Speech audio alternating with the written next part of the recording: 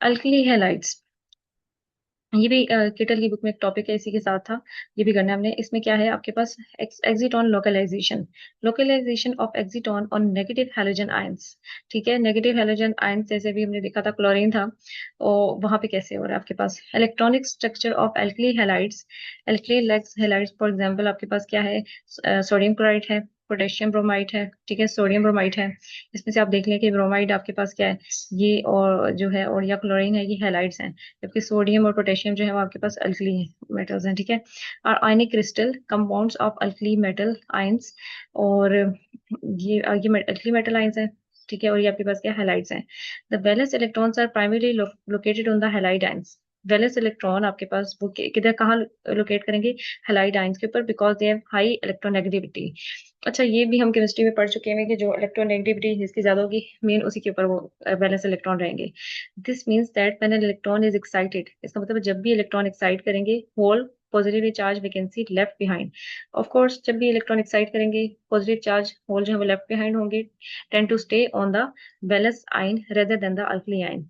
ठीक हो गया। जब यानी जैसे आपके पास कोई मटेरियल है, उसमें अगर हमने एनर्जी दी है, फोटोन एनर्जी उसके ऊपर उसने एब्जॉर्ब की है, तो वो क्या करेंगे, एक्साइटेड स्टेट पे चले जाएंगे। और जब वो एक्साइटेड स्टेट पे जाएंगे इलेक्ट्रॉन, तो वो क्या करेंगे, पीछे होल आ जाएगा। जैसे इलेक्ट्रॉन अपनी जगह छोड़ेगा ना, होल करेगा, और होल जो है वो किस कहाँ पे स्टे रहना पसंद करेंगे, वो हैलाइड आयन के ऊपर स्टे रहना पसंद करेंगे as compare to alkali ion, since the hole and the electron remain within the same ion. और हमने ये बात भी की, क्योंकि एक्सिटॉन में हमने ये बात की हुई है कि इलेक्ट्रॉन और होल क्या कह रहे हैं, सेम आयन के ऊपर रह रहे हैं।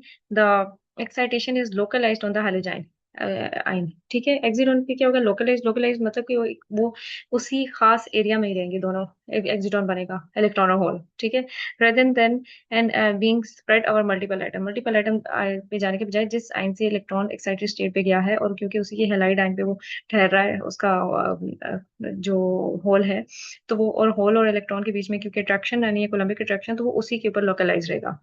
अच्छा, सेकंड पॉइंट ये है, lower excitation energy at negative ions. जैसे हमने बात की थी कि जो आपके पास हाइलाइट थे, वो नेगेटिव थे, उनके ऊपर इलेक्ट्रोनेगेटिविटी ज्यादा थी, और अब हम कह रहे हैं कि उनके ऊपर एक्साइटेशन एनर्जी क्या होगी, लोअर होगी। Highlight ions have low excited state, it's in an alkali highlight crystal the energy level of the highlight ions lies lower than those of the alkali metal ions. इनकी क्योंकि excited state और ये levels जो है वो कम energy पे होते हैं, तो इसका मतलब है अल्कली हाइलाइट में कम पे रहेंगे। This is because the highlight ions have filled P orbitals, और इसका रीजन क्या है कि हाइलाइट जो है उनकी लो लेवल के होते हैं, उनके फिल्ड पी ऑर्बिटल्स होते हैं, और their excitation requires promoting an electron from these level. Since the required excitation energy is relatively low, exciton form at these energy level. ठीक है, वो कह रहे हैं कि हमने क्यों बात की कि आपके पास लो एक्साइटेशन एनर्जी होती है हेलाइड आयन की, हेलाइड आयन के जो फील्ड है, पी ऑर्बिटल है, वो फील्ड होते हैं, और वहां से एक्साइटेशन होनी है, और वहां से एक्साइटेशन बड़ी कम होती है, तो इसीलिए हमारे पास लोअर एक्साइटेशन होती है। Since the required excitation energy is relatively low, exciton form at these energy level. Exciton इन्हीं energy level पे बनते हैं। Transparency in the visible spectrum. अच्छा, visible spectrum में transparent होते हैं। The energy required to excite an electron in alkali halide crystal and correspond to vacuum UV range.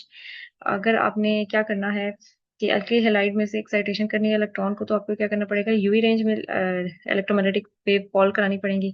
Since the visible spectrum is between 1 point electron volt and 3 point electron volt violet, this excitation take transition does not absorb visible light, वो visible light absorb नहीं करेंगे।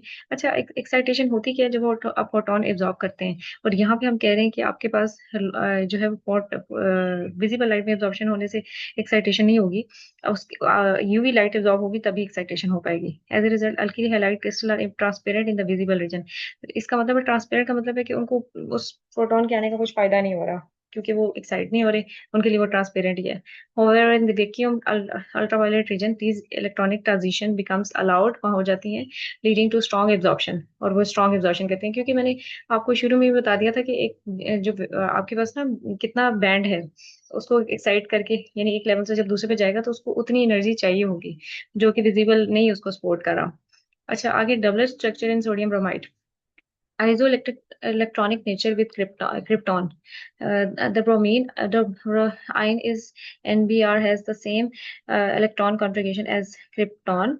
इनके same electronic structure होता है, ठीक है. The lowest excited state of the bromide closely resembles the excited state of the.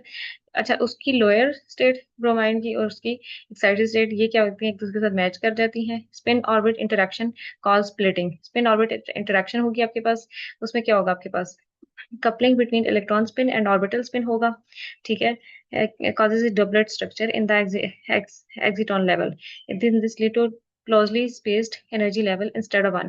इसकी वजह से आपके पास दो closely spaced स्ट्रक्चर बन जाएंगे instead of one, क्योंकि इसमें आपके पास क्या हो जाएगी, इन दो इनके स्ट्रक्चर ऐसे होते हैं कि इसमें आपके पास क्या हो जाएगी, कपलिंग हो रही होगी, ठीक है. अच्छा, ये जो अल्कली हैलाइड है ना,